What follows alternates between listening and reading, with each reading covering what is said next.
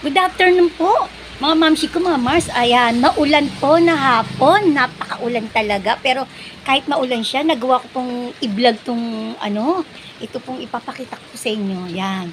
Maya-maya po makikita niyo na po ito. Matutuwa kayo na medyo hindi ko alam kung maiinis kayo o matutuwa.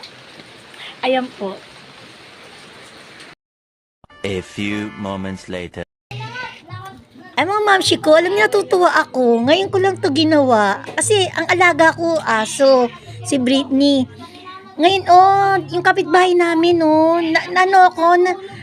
nagtataka ako bakit nakakulong siya. Kasi yung ibang pusa nakalawala dito. Ang tapang daw to, matapang. Baby pa lang to nakakulong na. Tapang daw to, sabi ng tatay. Andito si tatay sa tabi ko, nagpaalam naman ako. Hi! Pag hindi ka daw kilala nito, kakalmutin ka. Di ba tayo sinanay din daw na kalmut nito? Kami dalawa. Dalawa sila. Dalawa na sila nag-aalagang mag-asawa. Pero nakalmut niya pa. Sobrang tapang to. Ayoko mag-alaga ng ganito. Kasi kahit pinapakain mo siya, nangangalmut, nangangagat. Hi! Ang bait ni tatay, tsaka ni nanay, Kain na tayo. Shit. Kain na. Ayaw niya yung Ayun yan ang may nakakita. Sanay kasi siya. Oo. Sanay siya na sarado eh. Kasarado na kain. Siya sarado.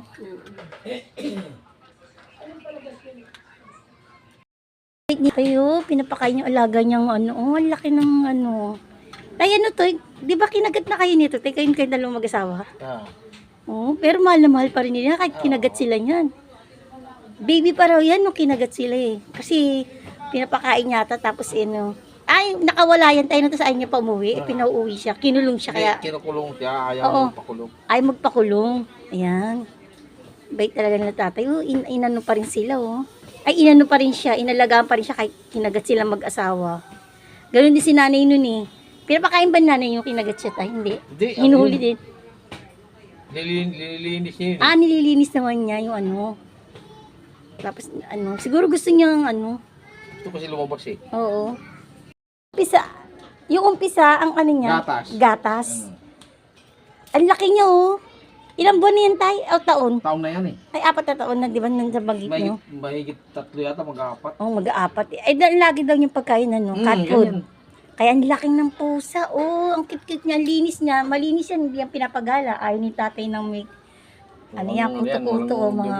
Pati niyo, ang bango, pati yung anigaan niyo, wala akong naamoy na mabaho. Cute-cute eh. Ano ang panglinis yung may... Downy ba? May downy. Downy daw. Ito may pagkain niyo. Cute-cute naman talaga. Nakakatuwa siya Pinapakain daw yan tatay ng manok. Binigyan daw yan ng manok pero hindi kinain. Ginawa daw bola yung Ginawang bola daw yung manok. Tapos tayo pinakakain mo rin ito ng kanin. Pinakain ko ng kanin yan. Ayaw din. Basta gusto lang niya cat food.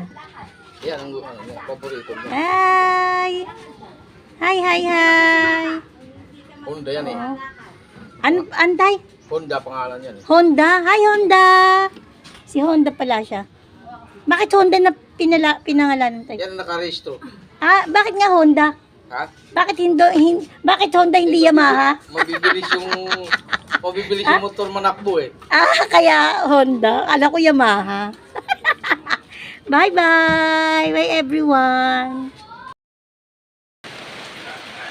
Ayan po. Napakita ko na po sa inyo ang cute na pusa. Maiinis po ba kayo o matutuwa ba kayo o makukyutan kayo sa kanya? No? Kayo na po kayo na po ang mag-comment. Comment lang po kayo sa aking comment section. God bless everyone. Be happy po. Be happy po sa maulan.